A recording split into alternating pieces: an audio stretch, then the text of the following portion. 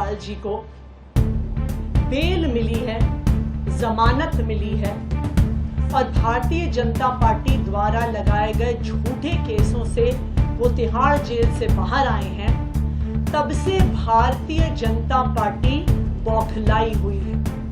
और इसी बौखलाहट के तहत भारतीय जनता पार्टी ने एक साजिश रची, एक षड्यंत्र रचा और उस षड्यंत्र के तहत स्वाति मालीवाल जी को दिल्ली के मुख्यमंत्री अरविंद केजरीवाल जी के घर 13 मई को सुबह सुबह भेजा गया। इस षड्यंत्र का इरादा था अरविंद केजरीवाल जी पर झूठे आरोप लगाना। स्वाति मालीवाल जी इस षड्यंत्र का चेहरा थी, स्वाति मालीवाल जी इस षड्यंत्र का मोहरा थी। स्वाति मालीवाल जी 13 मई को अनअनाउंस्ड, बिना अपॉइंटमेंट लिए मुख्यमंत्री आवास पहुंची।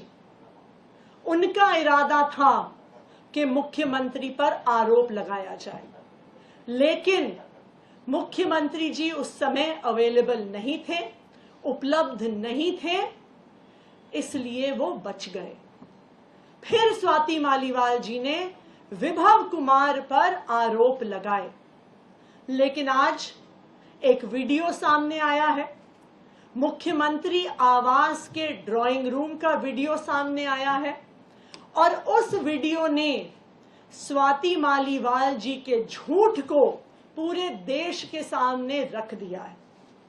स्वाति मालीवाल जी ने जो कंप्लेंट करी थी, ये दिल्ली पुलिस को की गई उनकी एफआईआर और उस एफआईआर में शामिल फैक्ट शीट है।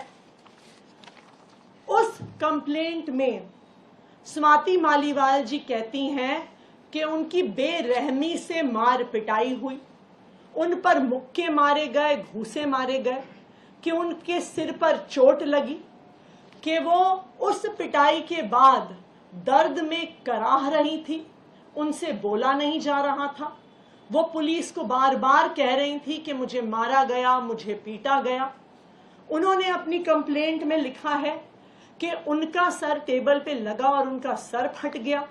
उन्होंने लिखा है कि उनके कपड़े फाड़े गए, उनकी शर्ट के बटन फाड़े गए।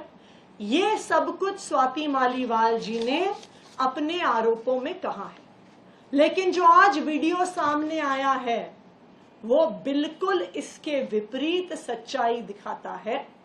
स्वाति मालीवाल जी उस ड्राइंग रूम में बहुत आराम से बैठी हुई हैं। वो पुलिस कर्मियों को ऊंची आवाज में डरा रही हैं, धमका रही हैं। विभव कुमार जी पर जिस पर उन्होंने आरोप लगाया है, ऊंची आवाज में उनको भी धमका रही हैं, उनके लिए अपशब्दों का प्रयोग कर रही हैं।